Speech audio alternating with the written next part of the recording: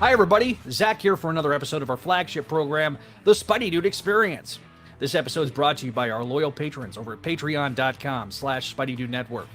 Pledge today and get both early access to content on the main channel, as well as entirely exclusive content, like brand new shows and commentaries for old Spidey stuff, including commentaries for the MTV series, for example, as well as the video editions for Voices from the Eyrie Gargoyles Podcast. And our Patreon first show focused on the Krakoan era of X-Men. We also want to encourage you to check out our other programs that are all available on Audio Edition.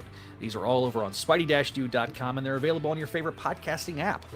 Shows like Clone Saga Chronicles, the show that started this entire network, Spectacular Radio, Spectacular Sal Buscema era podcast, Amazing Spider-Man Classics, the Slot Symposium, and the sister program on this channel, Make Mine Mayday. As always, be sure to hit the like button. It really does help us big time in the algorithm. And additionally, if you have topics you'd like to cover on a live show or in a recorded medium, make sure to leave a comment down below the description or shoot us an email at SpideyDudeRadioNetwork@gmail.com. Finally, make sure to join our community. Be alerted to all new updates by hitting that subscribe button and clicking on the bell. But to be clear, your viewership is more than enough for us. And if you want to hang out with us off YouTube, you can always go to our Discord, where we have all sorts of fun stuff, or you can join us on our social medias and follow us there. All the links are down in the description below. As always, we want to be making some references to visual aids and or live comments. If you're an audio listener, pay that no mind, but leave that 5-star review for us. Any and all feedback we will read on future episodes. Thank you, and without further ado, let's get rolling with this episode of the Spideydude Experience.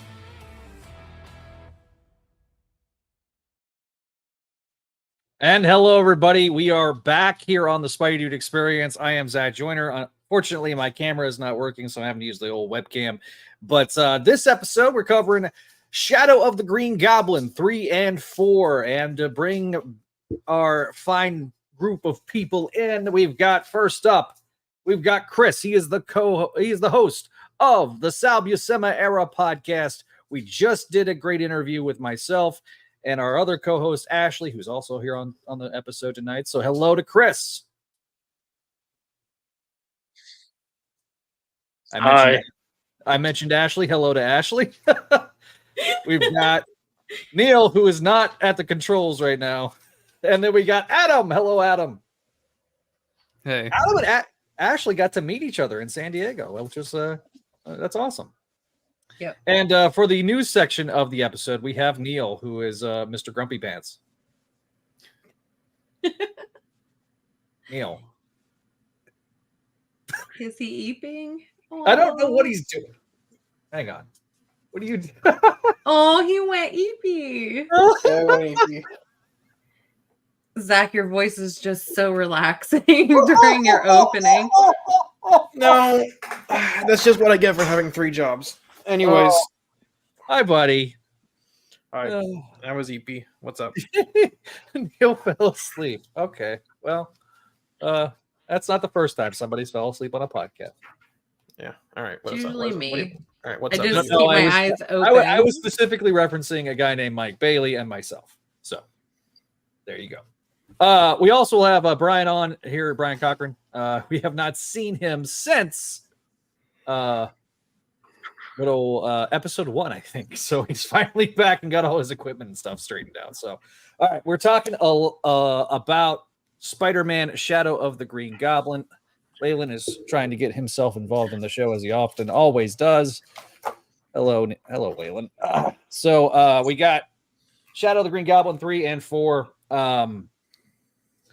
So let's kind of talk about that. But first, Neil, if you will pull up article about the J.M. DeMatteis. So we talked with J.M. DeMatteis here on the show earlier this year about this particular miniseries. One of the topics that we did touch upon was the fact that there was not an omnibus of his run on Spectacular Spider-Man, which is a legendary run, a huge run. But milestone for the character, you know, all that fun stuff. Yeah, if you want to hear somebody talking about it, you know, he's pointing frantically to himself. Scenario podcast. I'm not trying to gloat. I'm just saying we are covering it every single issue. So yeah, You just point. Yeah. There you go. We just and this Sunday we'll be posting the big 30th anniversary issue 189, which is honestly, as an adult, reading that issue made me want to throw up multiple times because of like spousal abuse, and that issue was disgusting. Yeah. Harry is extremely demented at that point. Okay, so the first thing you wonder why Liz is a symbiote now.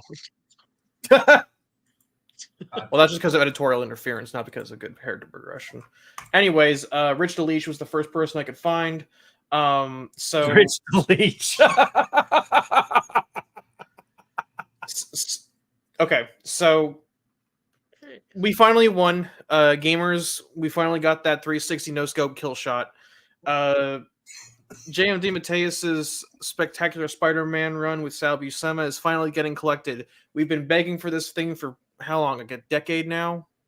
Oh, longer, but the internet discourse on comics Twitter has been about a decade-ish. Yeah, and for the record, this was confirmed by Near Mint Condition, who gets early access via David Gabriel, who is in charge of the trades at Marvel. So this isn't just like Rich Johnson and everybody's speculating. This has been on the Edelweiss site too. You can search for it there. It's cataloged, listed. So so Near Mint confirmed it. I'm trying to find Fidi Vidal, who's in our subreddit, great person. Yep. In the Omnibus Collectors subreddit, I'm not sure if anyone can hear me properly. On the Omnibus Collectors subreddit, basically they published the whole manifest of what was coming, including X-Men Onslaught, Captain America by Grunwald, New Warriors, Fantastic Four, Doom 2099, and there it is, Spectacular Spider-Man by DeMatteis and Buscema. We finally won. It's coming out in July of next year, so 2025. Damn. Yeah, it gives me time to put away money specifically for this fucking thing, because it's $125 at 1,200 pages. I almost said 12,000. 12,000 pages. No. And collects Spectacular Spider-Man 178 to 216, Spec Annual 1979 12 through 14, and Amazing Spider-Man Soul of the Hunter #1. Basically, big W for Spider-Man fans. Absolutely, it's a massive win. It's also another W for DeMatteis, because he just recently found out that DC Comics is collecting his Dr. Fate series, which Rich Johnston points out here. Basically, everything's coming up JMD, since they're printing all of his Omnis for all of his, I guess, forgotten runs. Well, not forgotten by the fans, forgotten by the editors. Yeah, I was gonna say it's never forgotten in our hearts. So I'm just glad my 4 emails to Marvel over the past couple years finally paid off. The pizzas Adam I've been sending single-handedly made this go down. I was trying really hard, and I didn't keep up with it enough. the pizzas we've been sending to Marvel headquarters finally paid off. Well, we didn't actually send pizzas. Don't send them pizzas. That's weird. Pizza time. I would like a pizza. You can send them to me then. Okay. Get a PO box. We don't want them giving your actual address. Hell yeah. No. Oh god. Oh shit. So what? Oh shit. I dropped my AirPod. Oh. God damn it, Neil. Anyway, so yeah, a massive win. Chris, your thoughts on this? Obviously, this affects your podcast. This is going to be able to essentially collect. This is what's funny is that the podcast will be over by the end of the year. Well, by the time this comes out, at some point we're going to run right up to your run on Clone Saga, and I'm not going to go over material that's already on the website. That doesn't make any sense. That's fair. You spent 30 years of your life covering it, so I'm not going to just retrend over it. It's a great deal, and obviously I'll do a resurrection episode if I get one of these. I'm not spending $125 on it, that's for sure. These omnibuses, I wait to come out for a little bit. before the price It'll comes be down. like, well, you just know where you just need to know where to on find InStock. them. It'll be like $80 on InStock, and it might actually There you go, be in stock trades. cheaper. Yeah, it might be I'd- cheaper than that too the first week, because sometimes they, like, when stuff just comes out, they'll do like a massive deal on certain things. Yeah. Right. So we'll see. Just depends on Um, how many pre-orders they get and stuff like that too. Also, so Or how many people adding it to their wish list or something. I think it's really cool that they're including the Soul of the Hunter, which Yeah. yes, there was a podcast I was listening to about that, saying that they wrote that because somebody editorial was like, we can't have our supervillains blowing their brains out with shotguns in their mouths. That's absolutely not in a Spider-Man comic book. So let's redeem that and write a story about it. Soul of the Hunter came out. yeah. Well, as somebody that's talked about that too, whenever they did Grim Hunt, I mean, that was one of my kind of big gripes about it, was it completely invalidates that story. So the fact that we're finally getting that collected, I think is a win. There's a huge gap on Marvel Unlimited that does not have this run. So I think this isn't just a win for physical copy fans. When they do these omnibuses like this, they will release it into the wild on Marvel Unlimited. So we're getting there also was the Web of Spider-Man Volume 1 omnibus that's been announced. Yep. And that collects the first 34 issues. So that's a huge win as well. So I think more and more, I think people are starting to understand that if you're trying to do like a complete read through of Spider-Man's core titles, it's really difficult to do that without having to either go to comic shops or other ways. And it's just very difficult. And so there's so much great stuff that in Spectacular, in Web of Spider-Man, that just desperately needs to be collected in some way. So thought it was what's cool is that this is covering up until the Clone Saga too. It's doing that Scorpion 2-parter is where it ends, I believe, which leads right into the Clone Saga. So there you go. Yep. That's when my podcast ends. So I literally just read those issues like this week because I'm trying to get everything, because I was going back and I was like, man, what books have I not finished off on this? And it basically was like, oh crap, I hadn't finished Spec and I had not finished Adjective List before the Clone Saga. So I've been reading all those, and like I say, it's Stephen Grant had a really interesting run. So the fact that they're collecting all that is interesting as well. And look, I'm just glad that, fingers crossed, Sal's going to get to see the outpour, or he's gotten to see hopefully the outpouring of love and affection towards this run. So, yeah. It's funny you mentioned the Gargan thing, because I'm in the middle of reading this. I just picked it up, and this introduces the female Scorpina to replace Matt Gargan, because he retired right after that, and they call Matt Gargan out for like giving up, the life of the supervillain for her to replace him, and she's this like psychotic, horny killer assassin for Silvermane. And I emphasize on horny because every issue she's making some pun and joke about needing to get laid right after she kills Spider-Man or kills somebody else. I'm not even kidding. Neil's face. Please, can I make that a sticker?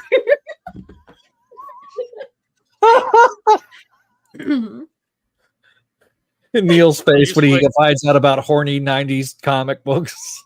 Oh, I know about them. Anyway, moving on. Scorpina, like, I don't think anybody has used her other than like there was a few handful of times in the Clone Saga, and then like Kevin Smith used her for reasons. Because he's horny. I mean, yes. The evil that men do. Yes, I'm referencing the evil that men do. With Black Cat. Anyway, so not a great Black Cat retcon. No. 1 out of 10. Okay, so let's move on to the actual issues, as I am pulling this up. Oh, damn it. I'm so discombobulated right now because the fracking tell everybody what's going on. So I broke my phone. I was trying to do surgery on it, and I apparently killed its brain. And so F in the chat, gang. Everyone in chat, drop an F for drop phone. the F. And so I had to like wipe my computer because they're saying, oh, you were running the beta, so it's not a stable version of the computer. So like you need to like do all this. So when I ended up having to wipe my desktop or my laptop to try to see if it was that, and it was not. And so everything has been effed up ever since. And I've been working 12 hours a day out in the heat. And when I come home, I don't want to do anything. Like, I don't want to do a wretched thing. So anyway. Anyways, moving along. Your long drawn out. Everybody's tired. Are we getting into this issue? What Yes. are we doing? Yes, I am getting into it. Give me a second as I'm getting the issue. All right. So, we open issue 3. Chapter 3 is called Eyes of the Night with a bank robbery in progress. Spider-Man stops this bank robber and kind of knocks him into next week. We get Peter coming back and talking to Aunt May. He's talking about how he's so late, but Aunt May and him are not talking. She's still mad at him from last issue. We then get Norman being haunted by his goblin dreams. So he just wants to be left alone. He remembers why he's at the hospital, and suddenly he tries to get out of the hospital bed, and he just flops over. Turns out it's the same hospital that Gwen and Captain Spacey's wife, Gwen's mom, is at. So there's a conversation between the two. We cut to the cabin where Emily Osborn is tending to her son. We get the backstory of how Norman and Emily's relationship went, how he's haunted with by the demons. Speaking of demons, we get Proto Goblin showing up. So she's administering a shot at the same time as they're administering. We then cut to Gwen's mom, and Gwen kind of screams at George because George is being a realist. He knows that she doesn't have long, and Gwen just thinks that everything's going to be fine. She's Damn, Neil. So we then cut to hey, she holds the record of the longest dead character. That's true. As Uncle Ben came back in alternate realities, Gwen's mom never came back. Keep her in the ground. Yeah, but alternate realities don't count. So Peter is sitting out on the roof, and Aunt May is really kind of upset, and they're still struggling with trying to come to grips with Uncle Ben's death. Peter's out, trying to search for Harry as Proto Goblin shows up at Norman's bedside. Sorry. Norman's like, "Do it! Kill me! First we have his heart." Anyway, sorry. So you know what you must do, Parker. Exactly. No shit. You know what you must do, Norman. Wait, that sounded worse. Oh, I'm I'm the nightmare. I'm the goblin. So anyway, so there's a brief fight between like Peter shows up at the hospital and he just wants to be left alone. Then Peter starts having a vision of like the burglar shooting Uncle Ben, and that is that's how the issue ends. Some Iraq notes, or they talk about Untold Tales of Spider-Man and talk about some letters. And that is then we get to issue 4 right here. So issue 4, same creative team. We've got DeMatteis as writer, Michael Santamaria Chris Sotomayor is the color artist. VC Joe Caramanga is the letterer. Pablo Siqueira and Rochelle Rosenberg did the covers for each issue, the main covers for each issue. Danny Kazem is the editor, and CB Cebulski's editor-in-chief. We pick up right where we left off from the last issue. And Peter's like having this fear-induced hallucination. Peter then takes off his mask, and Aunt May starts just freaking beating the crap out of Peter. But it's not really Aunt May. No, it's the Proto-Goblin, who is like slowly but surely melting into a pile of goo. Yeah, the whole, he's mutating, but it's also he's decaying, and he's, with every mutation they say he basically releases some kind of psychoactive substance. That's why Norman is like psychoreactive goo. I was gonna call it that, but they do call it something else in this. They call it like an alkaloid of some sort. They did it. I think it was alkaloid or alkaline, or no, it was alkaloid, I think. But basically that's why Norman has his goblin dream, and why Peter is hallucinating that Uncle Ben is getting shot right in front of him, and Aunt May punches him out, which is hilarious. It was pretty badass, actually. I was gonna say, I actually 10 out of 10 really enjoyed that part, but then I was also sad because when we're on Ultimate, I love Uncle Ben being alive, and then she's like, and he dies again or something, or not again, and I was like, that's how I feel all the time. That's literally my brain. Please stop killing them over and over and over. Uncle Ben is supposed to die. That's just his memory. Anyway, he's a plot device. He's a plot device, not a character. Yeah, he's more of a character in Ultimate Spider-Man, which will be next week here on the Spideydude Experience, by the way. Because Ultimate ASM and this all came out on the same day, the 31st of July. Hell yeah. So, old man Yowie. Let's go. So, who are all the people that pick up his leftover slop on the ground? They look like the decontamination unit from Monsters, Inc. I was wondering if they were working for somebody like Norman or something. It probably is Norman. Norman basically is in the hospital, was in the hospital. He's basically like, I don't need to be in this wretched place. Don't know why he sounds like Vince McMahon, but it kind of works, considering how much of a monster Vince McMahon is. Anyway, so he also looks like Willem Dafoe in this issue a lot. He does. He does. We cut back to Gwen's mom dying, and we then get Harry, who's awake and having a conversation with his mom, and then Harry is like, why did you leave me? And then Norman shows up and he's like, excellent question. So he's got a gun. Dun, dun, dun. Is that a monkey? He's got a gun. Jesus. Neil randomly popping up might be the highlight, and Adam doing like music and stuff, and chat right now is like absolutely. Zach does have the insane. Sound effect. They packed away Norma for a plot line someone will bring up before the 1000th issue of Amazing Spider-Man in the next 2 years. Yeah. She's going to become old woman Goblin Queen. So anyway, Gwen's mom dies. LOL. Norman shows up with the gun, threatens to shoot his wife, who we thought was dead.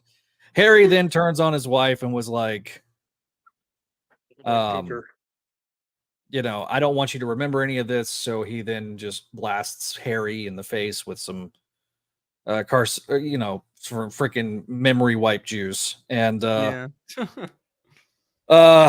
Proto-Goblin shows up, attacks Emily. Emily reveals that there was no cure, that she had no cure. She didn't know what the hell she was doing. Proto-Goblin is continuing to melt into a big giant pile of goo. And then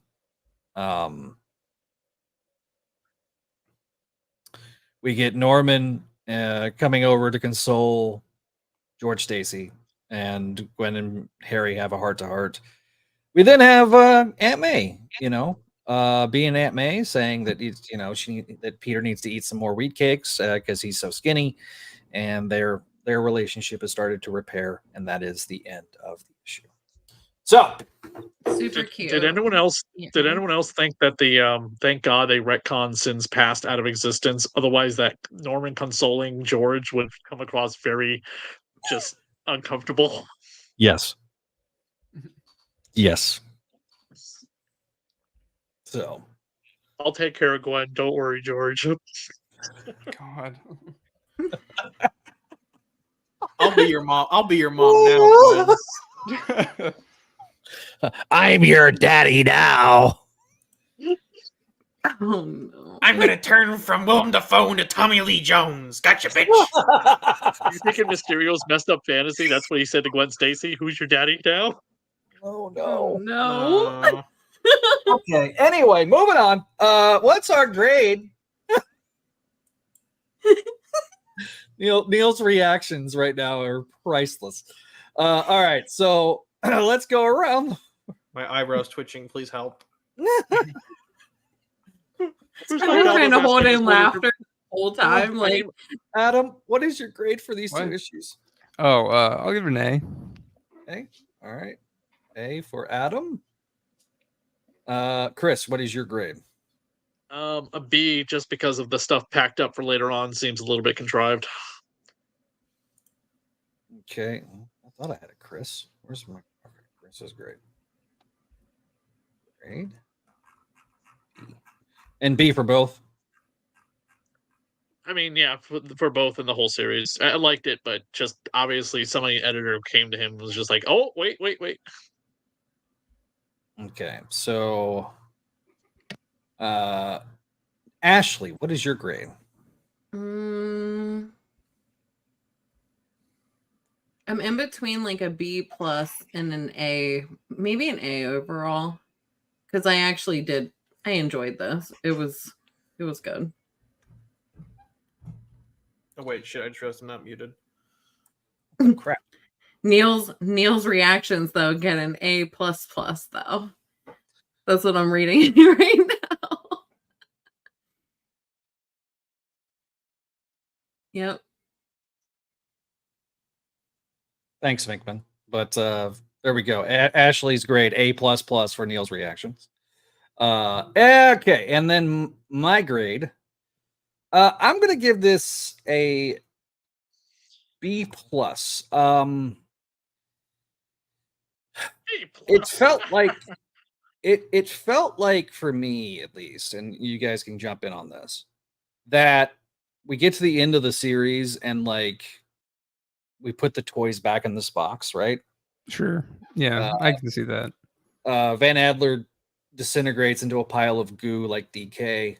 That's a Clone Saga reference. Donkey Kong. Come on, Cranky. Take it to the fridge. Whoa. Not that DK, Neil. He's DK. working on the extra plus sign on my grade of him. Okay, anyway. But like I agree with what you said, Chris. It's a little contrived.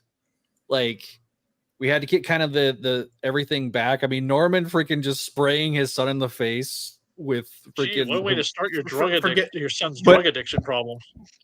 But I do It think looks like what I pepper will, spray. what I'll say though about that is like, there's no like, I don't know if you could. It puts all the pre-Goblin Harry stuff in a weird place. Like, oh, so Harry just knew that his mom was out there the whole time. Like, really, So I feel like that kind of had to happen. I guess know? I guess for armchair comic book writing, you could have just had it like, oh, Harry was asleep the whole time, because I feel like the forget me pepper spray is a bit too contrived. It looked like Gojo's Prison Realm, to be honest, for those of you that watch JJK. Forget me That's what it pepper looked spray. Now available from Oscorp. Like, why At were a all the Walgreens. eyeballs and everything on there? I don't know. That was a little weird. Okay, to be honest, I know I'm You doing have this a like really an bad date. Just spray your date in the face with the pepper spray. Oh, that makes God, you no, feel. don't do that. Oh no! to- Oh to- no! Wow, Zach, To- you're going to some darker places. Well, I wasn't going like You know that. it's bad if Chris is calling that. okay. To be honest, I know that I'm being armchair comic book writer 101, and writing this from the perspective of the book's already out after like 4 months of development behind the scenes.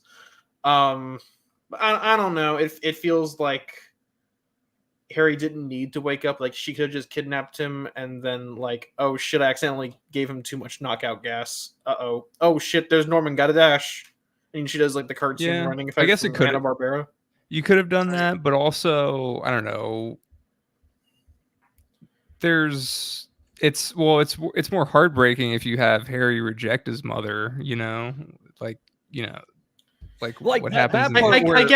I guess to me it's just like giving him the forget me pepper spray just kind of invalidates that decision, though. I guess. Yeah, but I don't know. But then I don't know.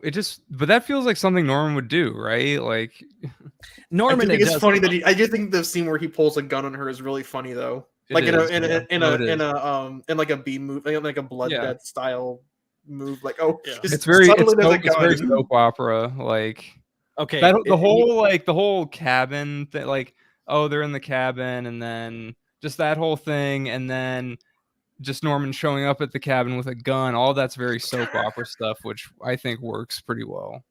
Oh well, it's like there's in my brain. I kind of, if you remember the '70s Spider-Man live action show, it's like I'm you, me, and this is a gun. I think I've seen that clip. Yeah, call an ambulance, but not for me. I mean, for the last issue of Amazing Spider-Man, with what happened to Norman, permanently turning him into a good guy. It seems until whenever it seems like this is going to be like he's going to go on again. He's going to go on a road trip to find Emily and be like, listen, I'm not that person anymore. The Goblin is gone. Our son is dead. Let's like get back together or whatever, because you're the only woman, obviously, who probably put up with me. Because if she's still out there and alive after all these years, after 63 years of continuity, but only 10 years of Spider-Man continuity in comic books, which, right? Spider-Man's around for 10 years. 10 to 15. In the sliding timeline, I think we're at 13 years. Okay, so Peter's 28 years old then, because he became Spider-Man at 15. Yes. Hopefully, yeah. Okay. Or that's the timeline that Slott gave us. But okay, so Emily has been floating out there for 13 years. I guarantee there's going to be some plot line coming up the next 50 issues, leading into the big 1000th issue of Norman hunting down Emily to kind of make his peace. Yeah, I do think. Where did she go after ASM 800?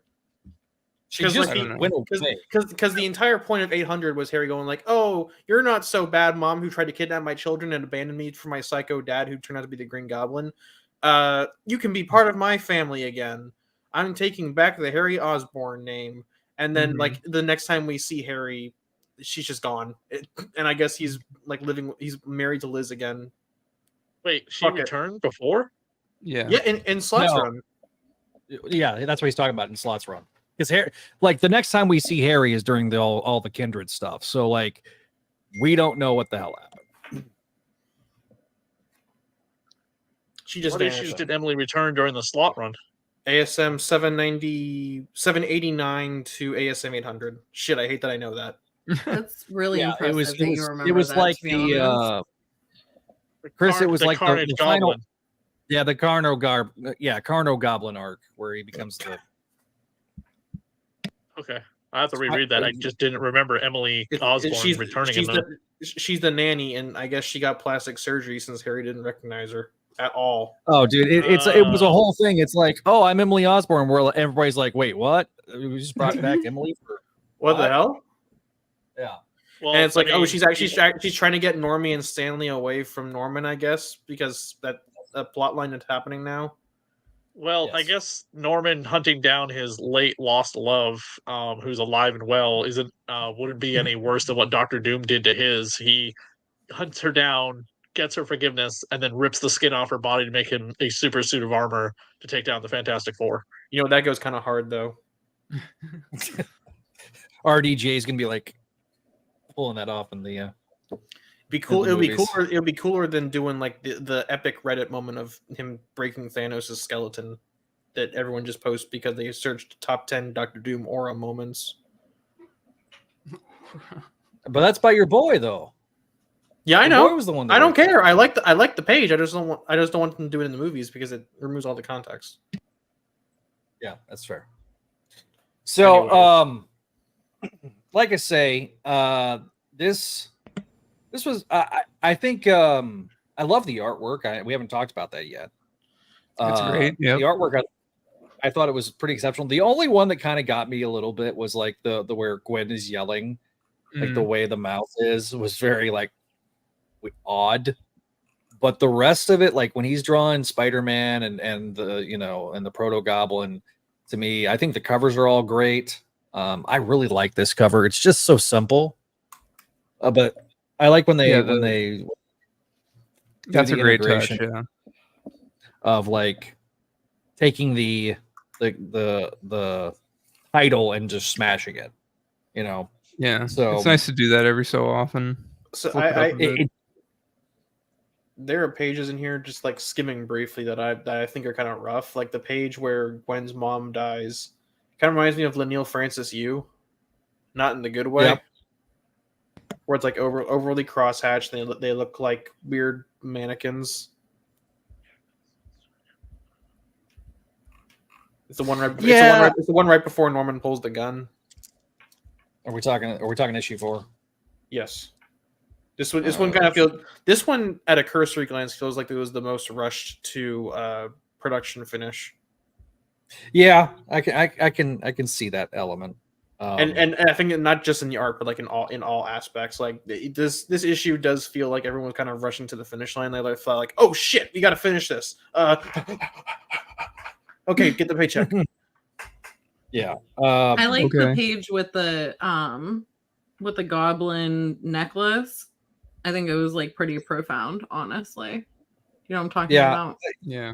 Yes, where Norman throws. I actually really like the quotes and like what was being said on that page too. And overall, that was probably the reason why I felt the way that I did, because that was it was actually super powerful in my opinion for this series. So I'm going to quote it for those that have not read it. It says, "It's easy to look back across the years and say I should have, I could have, or I should have. But regrets, I've learned, are not just useless; they're toxic. All we can do is try to learn from the past, from our inevitable mistakes, and move on.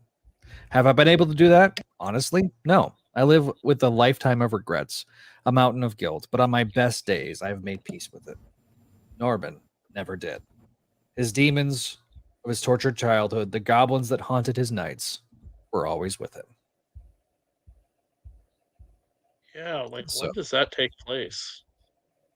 So, okay, the narration from our interview with JMD, because you asked me this question, and I'm glad you brought that up. So this is taking like Peter is telling this story narratively far in the future. Mm-hmm. In an unspecified amount of time. With a permanent because the way day. he was talking about people after the fact and like they were distant memories and things like that. Yeah, like Aunt May is looking back on the future or on the past and from the future. So Aunt May is dead again. So F in the chat. Well, I mean, considering JMD killed her off in the 90s, and she should have never been brought back, but that's a whole other podcast. So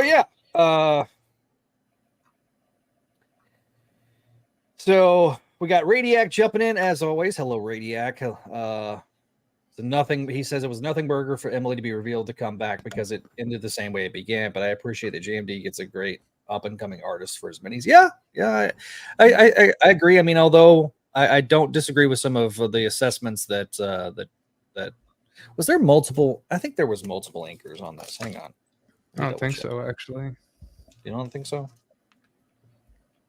Because usually while you're like panning through that, I just want to say to my niece that is watching that I love you, Dinky. Hello, niece. So Michael Stomery is the only artist on here. He's designer and he does his own inks. Good. So everybody, so if you guys have read it, the book in the chat, let us know. Leave us some comments, and we'll throw them up on the screen. Ashley, what are the other things you liked? But I mean, that's pretty much it. I genuinely just really like that page from the last one. Like, I mean, the rest of like the storyline, it wrapped up, whatever. It was like a decent storyline through and through.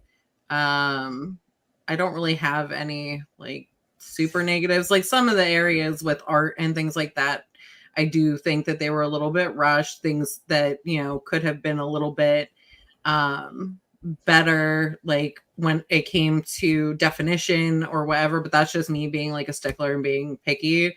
But for as short of this, like the series was, I actually just think it was like an overall like decent series to pick up and be done with. So as a perspective of like resident normie, you were able to come in. Did you feel like you were able to come in kind of cold to all this and be able to just follow this story? Yeah. It wasn't like the other ones that we've done, like Spectacular, that is all over the place because there's a lot of things that are added into that. And I feel like, it was very difficult as like if you're a first time reader, you're picking up a series or whatever, whereas this one, like, you can just pick it up and put it down and it's pretty well rounded. That's my personal opinion for it. That's why I asked the question, so I appreciate it. Yeah. No, Adam, your overall thoughts. You haven't really yeah, I mean I appreciated that I appreciate that. I always appreciate the depth that JMD goes with his characters, which I thought was here, and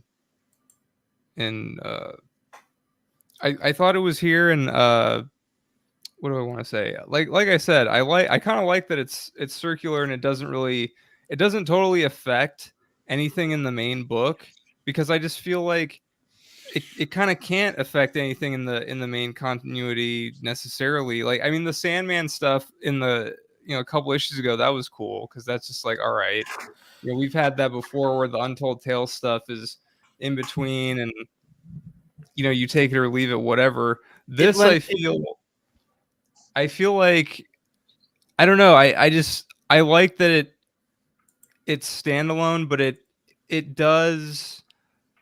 Okay. The main thing to me is that this just strengthens and fleshes out more the Child Within and Death of Harry stuff, like, tremendously, because you still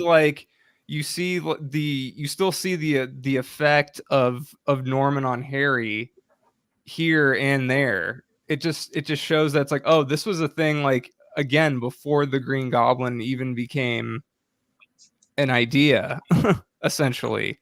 So I really like that.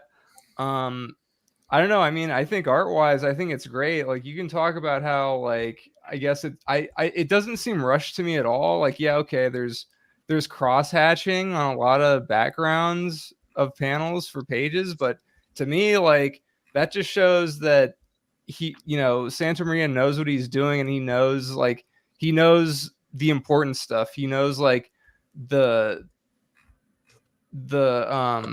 body language and the acting of the characters is important for these things, and he doesn't have to waste time doing backgrounds that aren't really going to enhance these scenes at all, when it's just pure character drama and emotion and everything.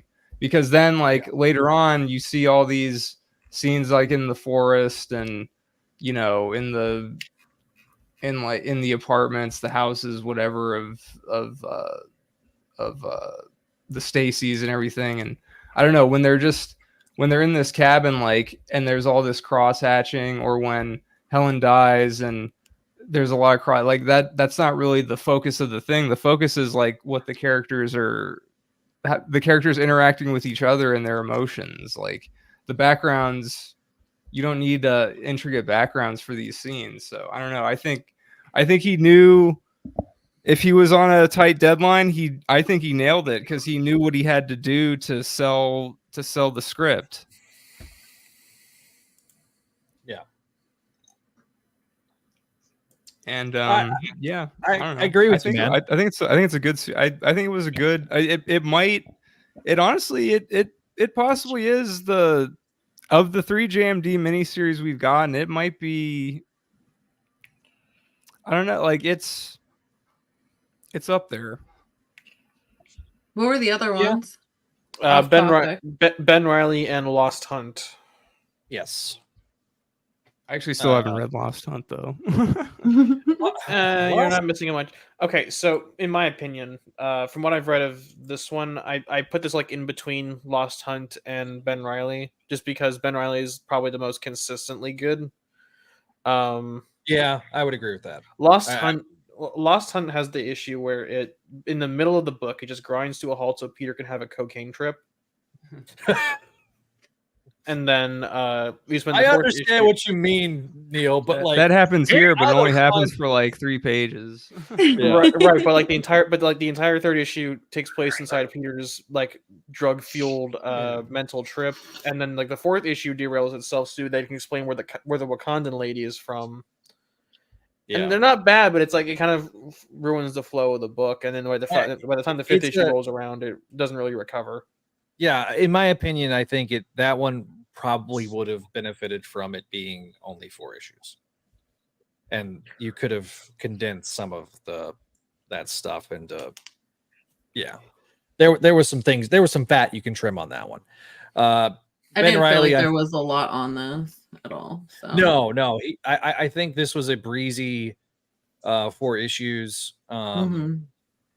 Not like tons of filler and whatever. It not was like breezy, not like in content, because it's very heavy subject matter. Like every breezy read. And what I like, and actually, again, like what I like is like going back to just the Child Within, like Death of Harry stuff. Again, it's like it's all in here. Like when Mary Jane's talking to Harry, in Spectacular 200, and she's saying like, you know. She's saying we were all going through a whole bunch of shit. It wasn't all fun. When Harry's like, "Oh, I just want it to be how it used to be," and Mary Jane's like, "Oh, but it wasn't fun. Peter was dealing with all this shit, and I was, and you were, and now it's like, well, Gwen was, you know." Yeah, I do. I think. I mean, I don't know. I think he nailed it. Like he added more depth to this classic run, and I love that at the end of this issue, like Danny Chasm was like, "Oh, I can't confirm or deny that it's coming," and then they announced it. It's like, oh, great, because after this miniseries, they really needed to announce that his run was being collected. Yeah, I think number one, I think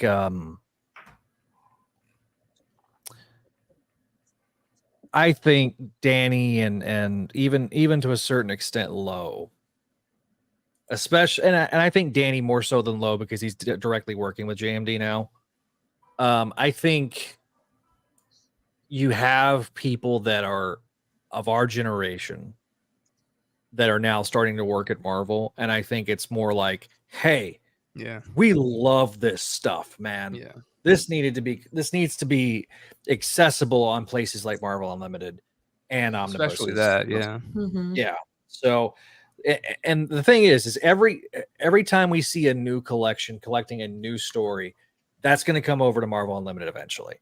So like it already makes a really great value proposition with Marvel Unlimited even better because they're constantly adding that stuff. So we'll take some comments in the chat if Adele wants to jump in. Radio Force, this is the best show ever. Is that his show or that's just Chris? I know it's Chris. I'm being underlings that work for me. You have no idea. Oh, okay. All right. Them talking about the Spank Robber earlier had me. I had to get out of the chat.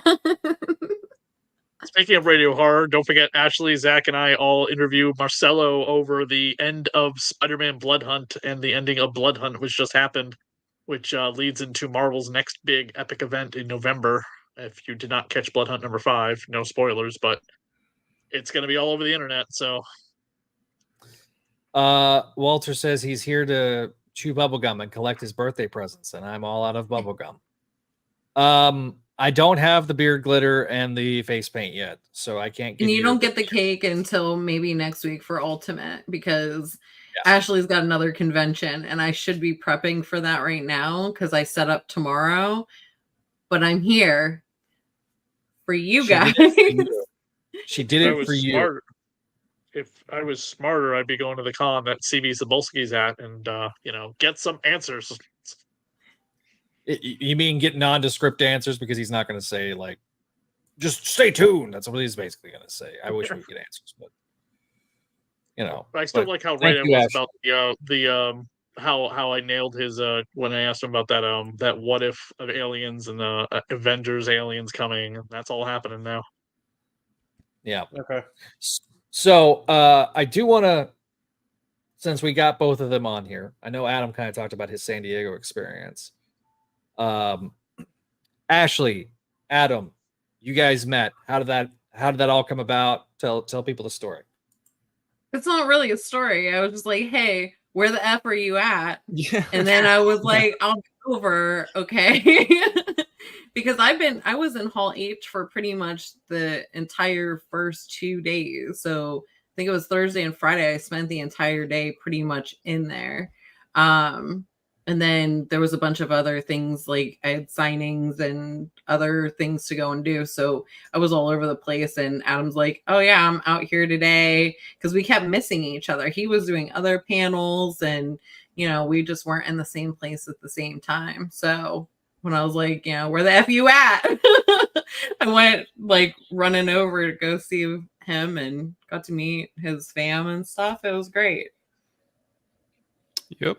Good. Adam? That was it. Yeah, literally. He's like, what Zach, do you have to okay, contribute hang on. to this? I'm going to be honest, Zach, you're asking for like an Eisner winning story out of, hey, let's meet up. Okay, where are you at? The con was winding down and I was like, well, my mom likes to go over to the Hilton to just kind of, chill out in the lounge at the end. So I messaged her, I was like, hey, we're doing this. If, you want to think, because I remember you said something about the Hilton before. Yeah. And so I was like, okay, well, maybe this will work out. So yeah, and it worked out anyway. Yay! Round of applause for getting to meet each other at San Diego Comic-Con. Yay. It was nice. Did that play? You're muffling it, but sure. Mm-hmm. Okay. All right.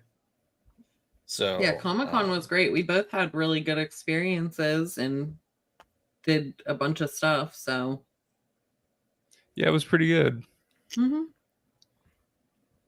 One day I Girl, will go you to better that. work. Thanks, Adele. Actually, I would absolutely love not being just go to Comic-Con, but being able to show the documentaries that I'm working on at Comic-Con. I had an interview with Bill Sienkiewicz, and he told the most moving story about Denny O'Neil, how Denny saved his life from alcoholism, and I can't wait to put it into the documentary. Yeah, you got to win. You won a film festival thing. What, San Diego? Yeah, weekend, while right? RG, the same time that that Robert Downey Jr. was unveiling himself as Dr. Doom, the director of the film fest called me up on stage for best proof of concept for an original idea for my documentary series Untold Legends of Comic Books, for the Mark Grunwald episode, which is for anyone in chat who's not familiar with Mark Grunwald is, go watch Loki. Owen Wilson brought him back to life on Loki, but he was the writer of Captain America for 10 years. He created the TVA, by the way, in the comic books. And he was the guy who Well, that was Simonson. Simonson created the TVA, I think. But he made Mobius. He based Mobius after Grunwald. Yes, Yeah, I'm sorry. He snuck in Grunwald as Mobius at Mobius. So because he was the continuity guy at Marvel. Yeah, he wrote out the entire Bible to the Marvel Universe, every single entry of the handbook to the Marvel Universe on a typewriter or an early word processor computer from memory. And nobody questioned him about the continuity he was writing out. I mean, he knew it. Like people know the Encyclopedia Britannica and know world history. Like Mark knew everything. So the next episode, they're more like movies now. The next movie will be about Bernie Wrightson, which Bill Sienkiewicz came on about. But we also talked about Denny O'Neil, and he told me a really personal story about Denny O'Neil involving his helping him get into recovery. That's awesome. Which I didn't know anything. I didn't know about with Bill. I've got to know Bill for the last year or two, or whatever. And this was like a big wow, that's incredible. Yeah. I think you're gonna have to have him on Sabi Sema, because obviously him and Sal did a lot of work together, obviously, during the Clone Saga. And I've given. Hey Chris, where can I see or be up to date on this doc? I'm a film major and really into behind the scenes of the industry. Well, here's the problem: is that we don't know how we're distributing these films yet. For one thing, they might need to be re-edited because they do use footage of Falcon Winter Soldier, Loki, and Endgame. And the upcoming Bernie Wrightson one is going to have clips from the various versions of Swamp Thing that have been created. So we're still kind of working that stuff out. So unfortunately, Chris, right now, nowhere. Go to a film fest if it's playing near you. But I'm working with possibly a couple. I just totally forgot. If you go to Yonkers, Massachusetts, Jim Salicrup is going to be doing a kind of like a Johnny Carson talk show at this Yonkers Comic-Con, and Catherine's going to be accepting the Comic Books Writing Lifetime Achievement Award on Mark's behalf. But instead of giving a giant speech about Mark, she's just going to play my film. So I'm going to go there with it. This is in Yonkers, New York on October 5th. Sweet. So I think instead of the footage of the movie, I think you should reenact it just on a green screen. Just like do a nostalgia critics ticket or something. I don't know. Oh my god. Okay. Just do it with stick figures. I'll need so for the Endgame footage, I'll need about 13,000 extras for the Loki. That's footage. why I said reenact it with stick figures. No. Here's what you do: just get a JPEG of Bucky and Sam, and just put them on popsicle sticks and have them fight. Just John JPEGs Walker. on popsicle sticks. Just fight them on popsicle sticks of the what are the Flag Smashers? I don't remember what the hell was in that show. Yeah, it was the Flag Smashers. The clip we use, it has the Flag Smashers. It mostly has John Walker just being really arrogant, like him putting his hand on the door of Melage and her flipping him around. No, but that's what I'm saying. Just reenact it with JPEGs on popsicle sticks. That'd be really funny. He's just over here like over here, Neil is like trying to troll. Or I'll leave it up to the contacts that I made to maybe be able to put me in contact with like Marvel and DC legal to be like, this is based on like my husband and like my wife and my daughter and so on and so forth. Let's let this be used and not make a big deal out of 2 seconds of footage from your fucking multi-billion-dollar, franchise for something. Yeah, for somebody and unfortunately, with YouTube, sometimes the algorithm. It's not even like. It's the algorithm. It's not even the companies themselves. So we have to, watch. I mean, it's like some third party like crypto grifter who's like copywriting just to get some money off of it, and YouTube's algorithm is so shitty that they don't recognize it as not Disney. Yeah. A limited license agreement. Somebody says about a limited license agreement for Marvel Studios. I'm like, yeah, sure. I'll just call the third person from the bottom that I know working at Marvel Studios right now. Okay. So, like I say, you said you met Kevin Feige that one time. Do you think he'll remember you? Right. By the way, they worked on the Marvels, so I don't exactly say it's like.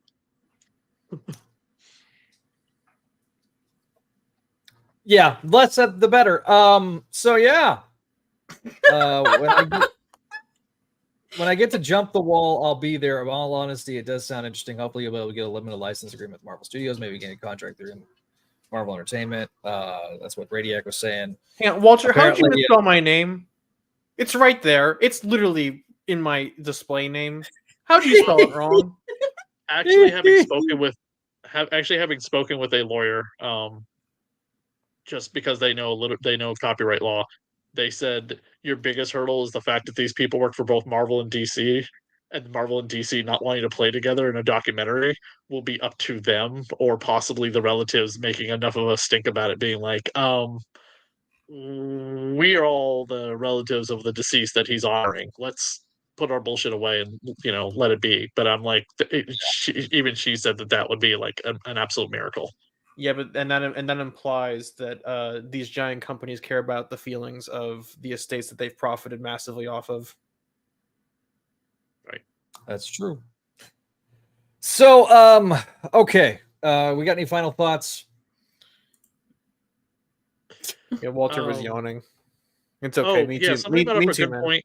Somebody brought up a good point about this being 4 issues. There need to be more stuff like that. I mean, Peter David recently wrote the Symbiote Spider-Man 2099, and it was so good. It was 5 issues and done, but Peter David has a handle on that character that no one else can beat. Because he made it. Jeff Orlando has been doing like 6 issues Spider-Man 2099 arcs, and they're just overly long. They're long and just overly filled with too much stuff, whatever. This like 4-issue one, really quick paced miniseries is the way to go. It's so much better than trying to pad it out for no reason at all. Well, and I think we were talking about this too. Ongoing series are getting 10 issues.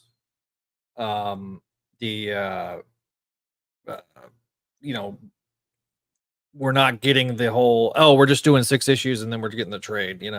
So I think they're starting to shift things around. The fact that this was $3.99 instead of $4.99, the way every other book's going. So that's kind of nice. Except for, I think issue 1 was $4.99 because it was longer.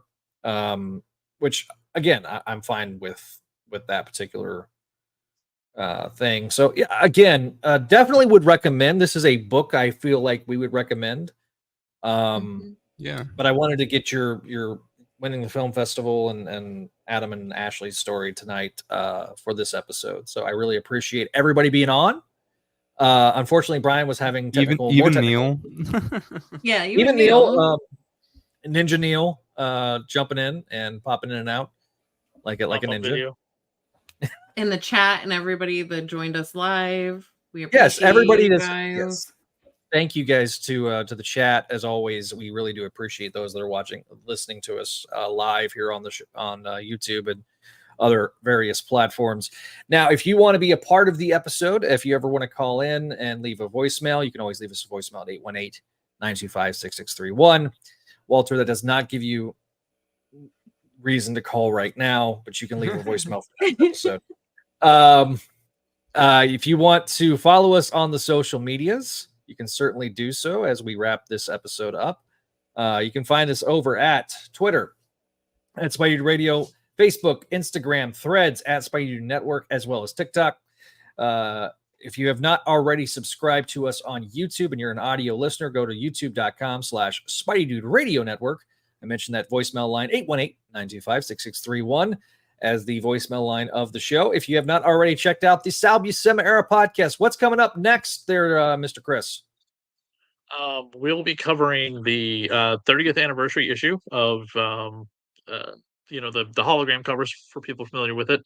And then the return of the Puma storyline. And then, by the way, Web of Music is also finally returning. We've got a great musician to help us finish out the MCU trilogy of movies and their music before we switch over to the Venomverse and the Cross the Spider-Verse. Sweet. All that available on spidey-dude.com and your favorite podcasting app. If you have not already checked out the other fine programs on the website, like Clone Saga Chronicles and Spectacular Radio, please do so. As well as ASM Classics. We had Javi in the chat before we started talking spoilers, and then he ran away. Miss you, Javi.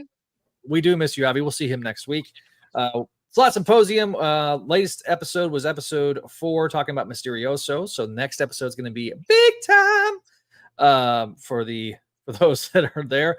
If you have not already, check out our DeMatteis interview talking about the setup of this particular book. And also, he just, I forgot to mention this during the episode, main part of the episode, but he just did the DeMatteisverse did get the second round of Kickstarter funding. So congratulations to him. And next week, we will be covering Ultimate Spider-Man, covering issue 7 of that particular series. If you have not already, go join our Patreon page at patreon.com/Spideydude Network. I want to thank our patrons, as always, Allison, Cindy, Ed, Georgia, Greg, Janelle, Jessica, Jurgen, Joyce, Catherine, Kale, Laura Howard, Lump Moose, Master Draymond, RJ, Vanessa, and Vicky. Thank you guys for your support, as well as Sarah, Tara, Walter, for being spectacular patrons. And then our VIPs are Scott McGraw and Vinkman. Thank you guys for your support, as well as our friendly neighborhoods here you see up on the screen, which I will add in the audio edition. If you have not, by going over to Patreon, you get the exclusive Books of X podcast. That show is all about the Krakoan era of X-Men. It's me and Neil talking about it. We're going to have some more stuff coming out soon, as well as more MTV Man commentaries that we are going to have to go finish up very, very soon. So without further ado, and finally, Make My Mayday going to be returning back to the channel toward the end of the month, where we're going to be talking about some various things about Mayday, Parker. So check that out when it is out and available. So stay tuned for that. Thanks for watching. If you're watching us live on YouTube, if you're listening to us after the fact here on YouTube, we also thank you as well. Thank you for listening to us. If you're listening to the audio edition, and we'll see you next time here on the Spideydude Radio Network. We appreciate you.